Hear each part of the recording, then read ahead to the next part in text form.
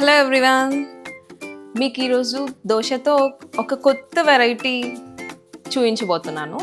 ఈ వెరైటీ అని ఎందుకన్నానంటే, మీరు నార్మల్గా మసాలా దోశ తినుంటారు, పన్నీర్ దోశ తినుంటారు, కానీ మసాలా పన్నీర్ దోశ ఎప్పుడు తినుండరు కదా. అందుకనే దీన్ని వెరైటీ అన్నాను అనమాట, కొత్త వెరైటీ. ఇదే అండి మసాలా పన్నీర్. దీన్ని ఫ్లేవర్స్ యాడ్ చేసి పన్నీర్ ఎవరు లాంచ్ చేసి ఉండరు.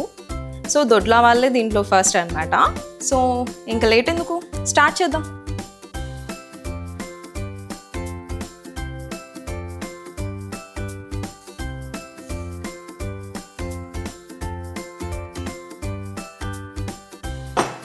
ఇప్పుడు దీనిపైన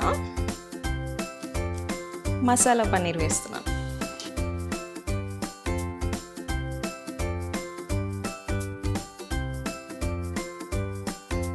ఆల్రెడీ ఇందులో అన్నీ ఇన్ఫ్యూజ్ చేశారు, కాకపోతే మనం జస్ట్ లుక్ కోసం కొంచెం ఆనియన్ యాడ్ చేసుకున్నాం,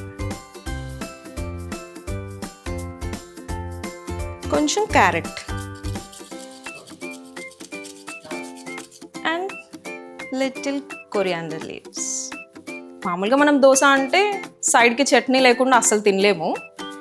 ఈ దోశకు మాత్రం చట్నీ కూడా అక్కర్లేదు, దోశ ఒక్కటి సరిపోతుంది అనమాట. ఇప్పుడు మనం దీంట్లోకి దొడ్లాగి యాడ్ చేసుకుంటున్నామండి. స్పెషల్గా దొడ్లాగి ఎందుకు యాడ్ చేసుకుంటున్నానంటే, ఇది టేస్ట్ని ఇంకా ఎన్హాన్స్ చేస్తుంది అనమాట. దోశ రెడీ అయిపోయిందండి. ఇప్పుడు మనం దీన్ని ప్లేట్లోకి తీసుకొని సర్వ్ చేసుకున్నాం, అంతే.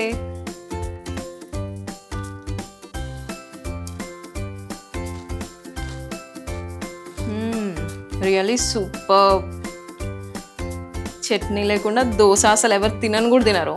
అలాంటిది దీనికి చట్నీ అక్కర్లేదన్నమాట.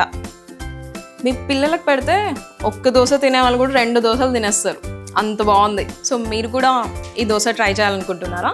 అయితే ఇంకెందుకు లేట్, వెంటనే దొడ్లా వాళ్ళ మసాలా పన్నీర్ తెచ్చేసుకోండి.